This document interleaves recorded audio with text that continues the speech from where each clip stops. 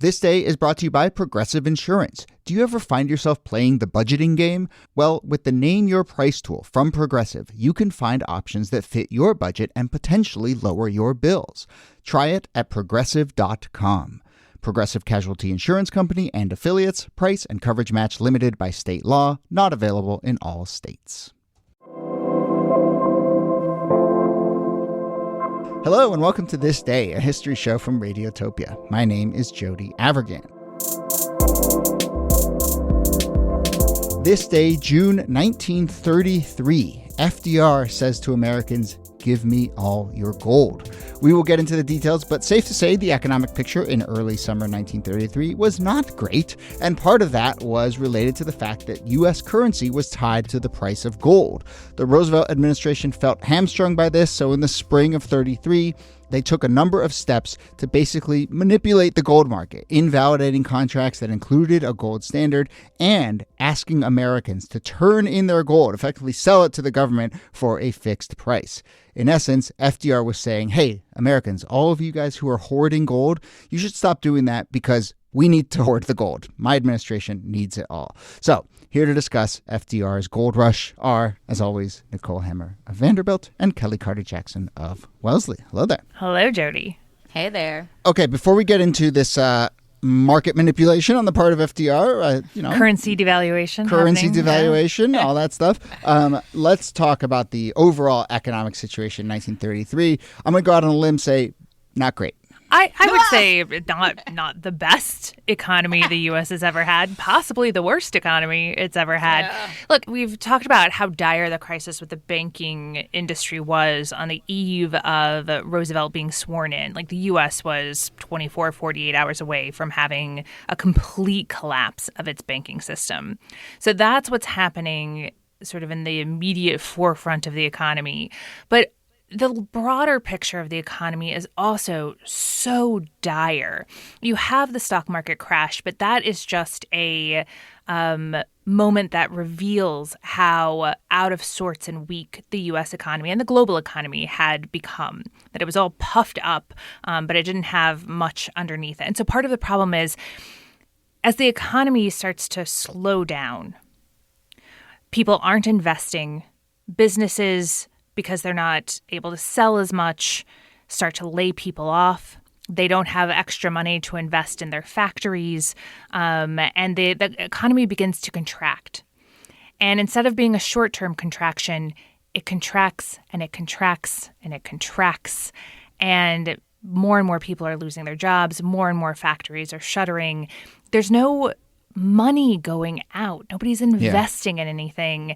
And so you have this moribund, ossified, some other thesaurus word where it just isn't going anymore. And nobody really knows how to get it going again. And that's the big problem that FDR has to solve when he comes into office. Yeah, because the first thing you want to do when you're out of work is to save your money. You're not trying to spend anything.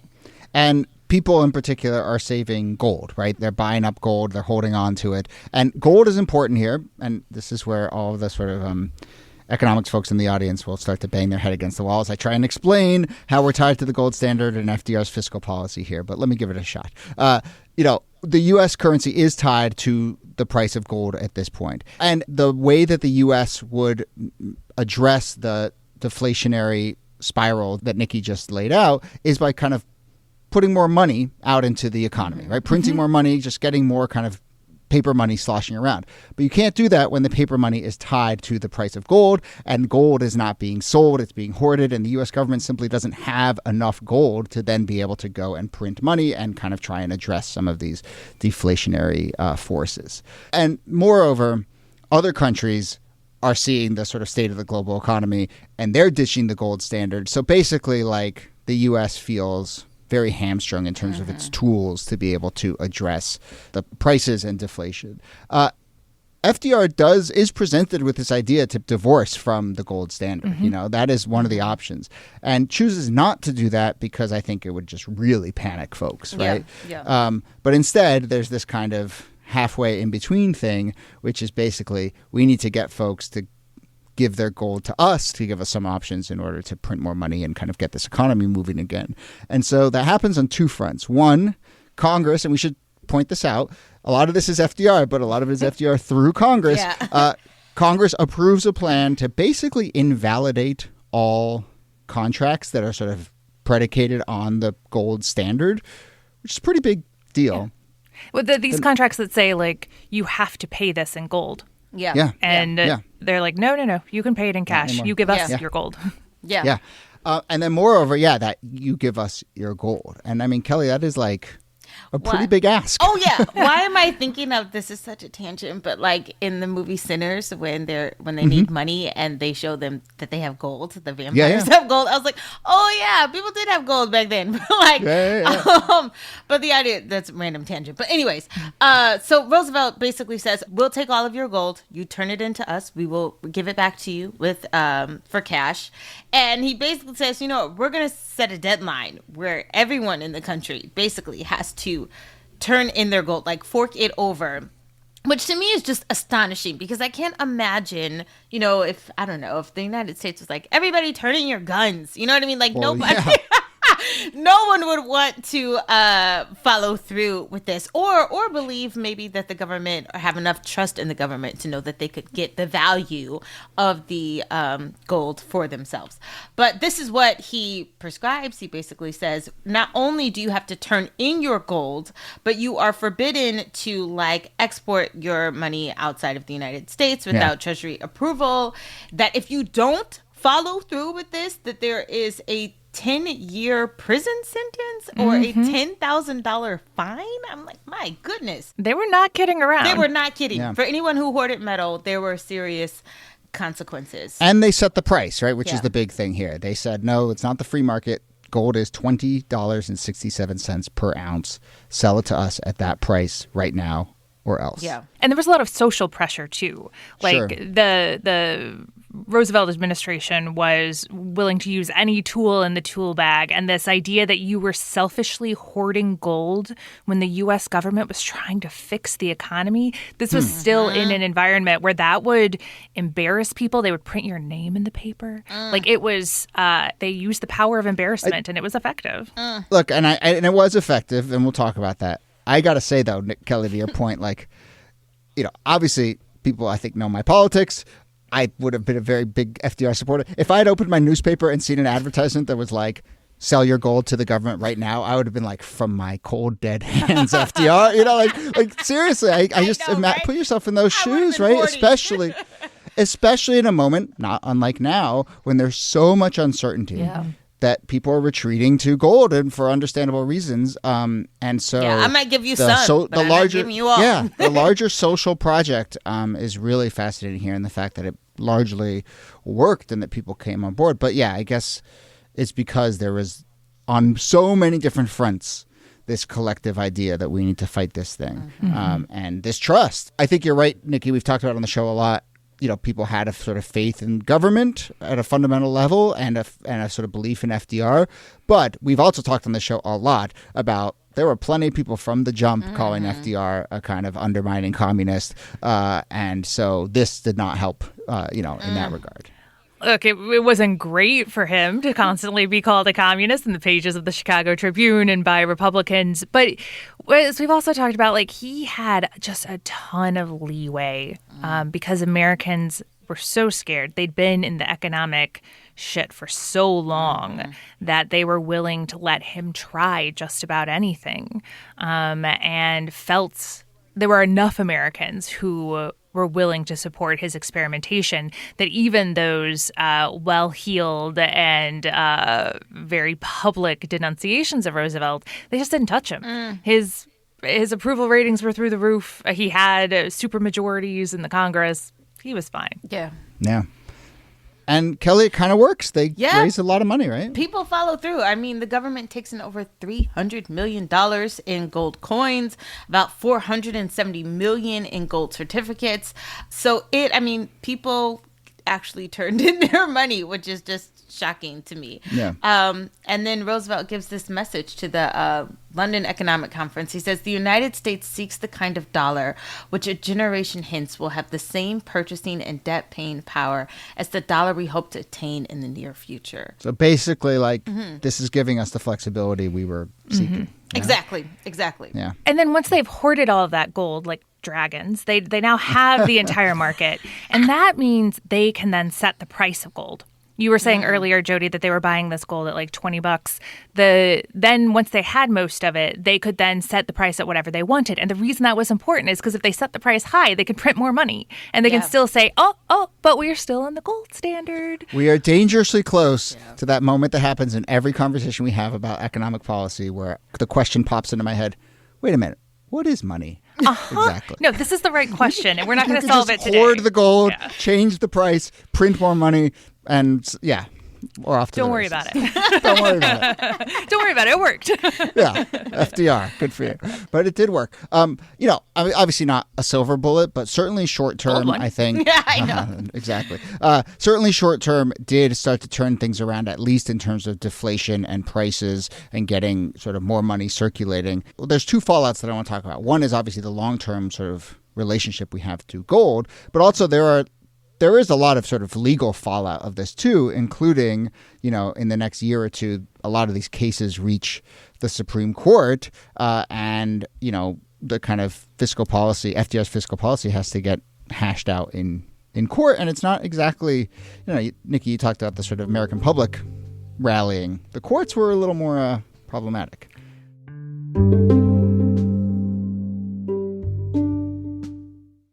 Risk is the show where people tell true stories they never thought they'd dare to share. A podcast all about human connection and radical honesty.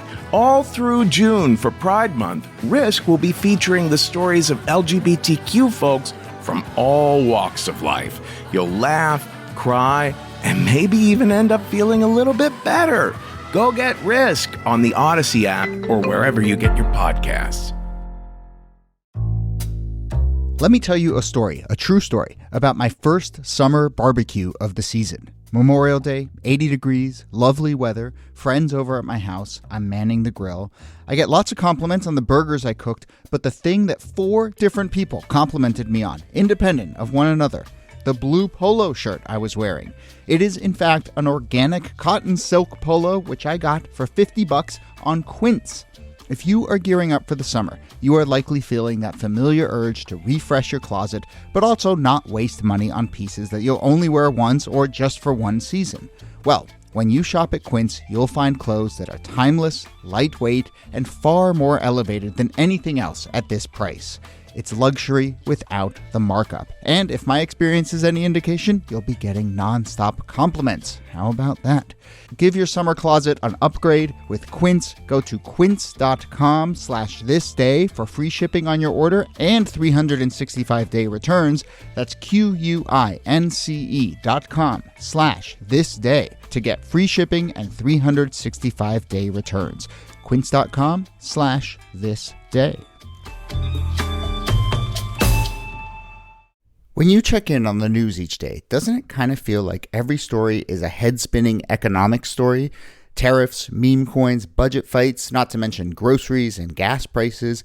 Economics is everywhere, fueling our lives even where you least expect it.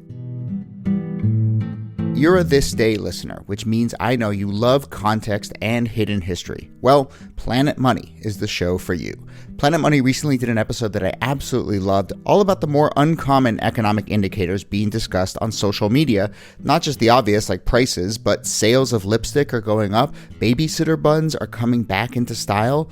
A show like Planet Money is built to dig into all the little ways that economics shapes our lives. Every episode of Planet Money is fun, illuminating, and pretty short. 20-ish minutes, and you'll walk away knowing a lot more about how the world really works. Listen now to Planet Money from NPR.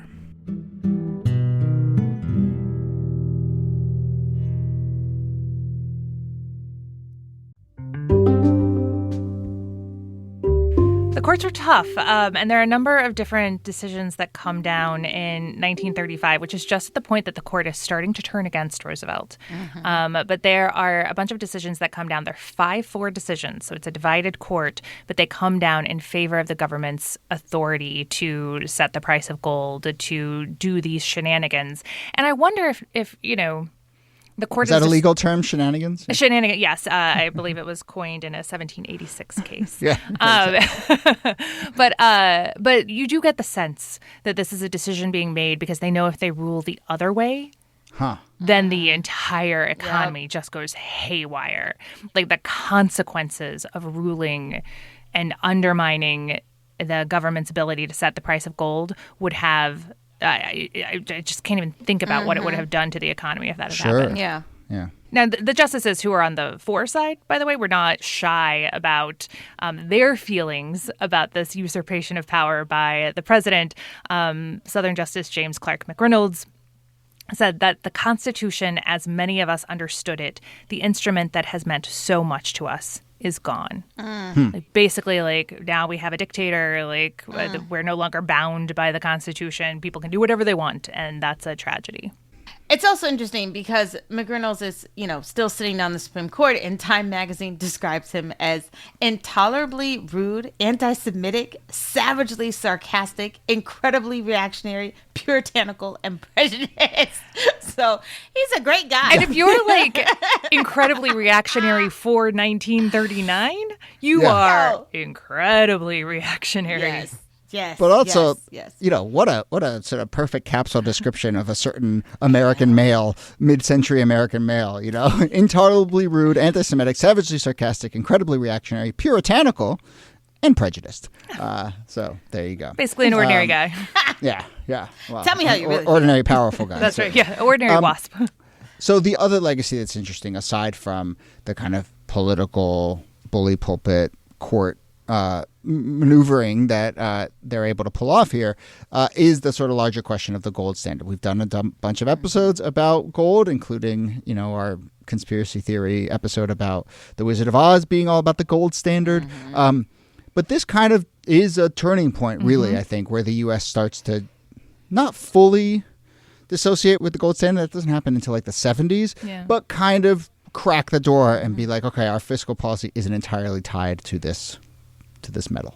Right, because before 1934, an ordinary American could take their paper money into a bank or wherever, and they could get gold for it. And you can't do that anymore after 1934. Only foreign governments can get money traded for gold.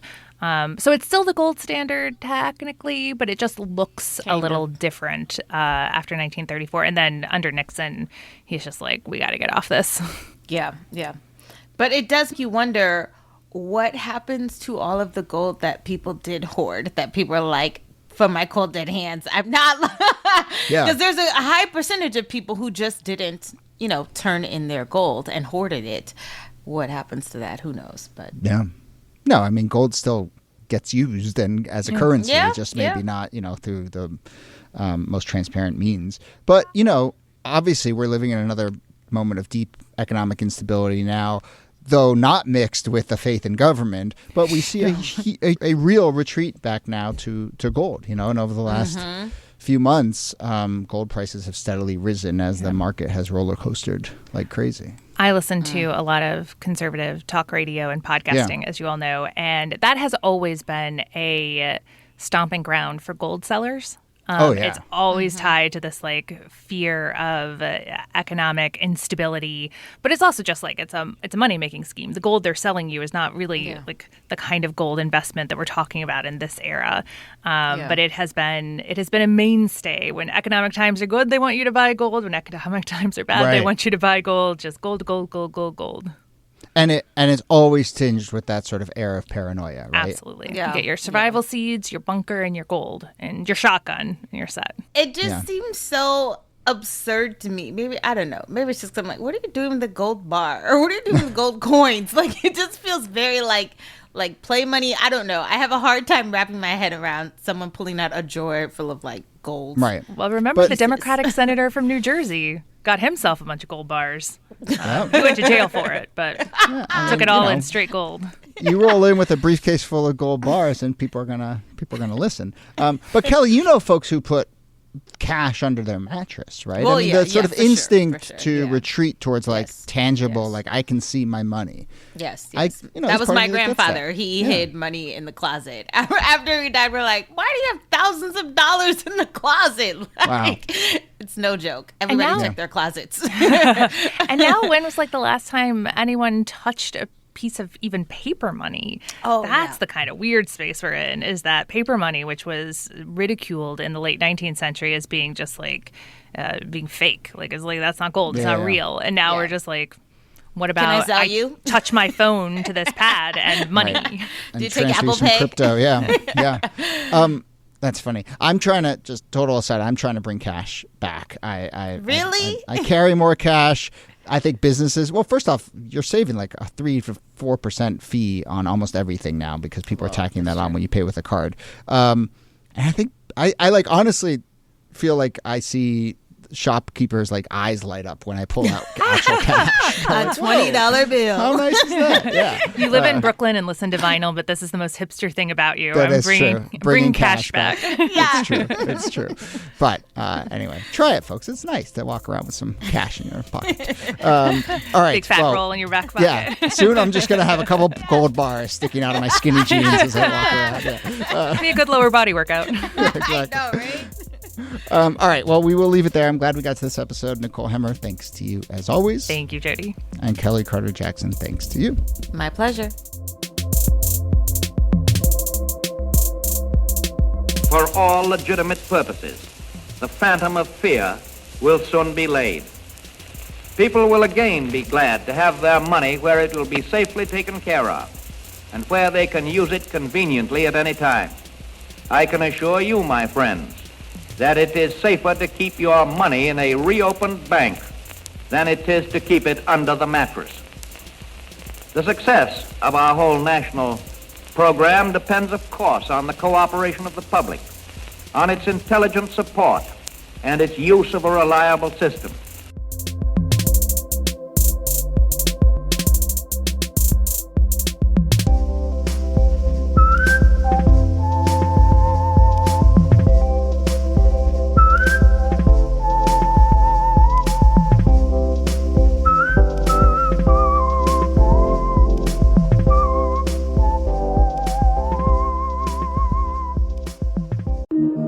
Radiotopia.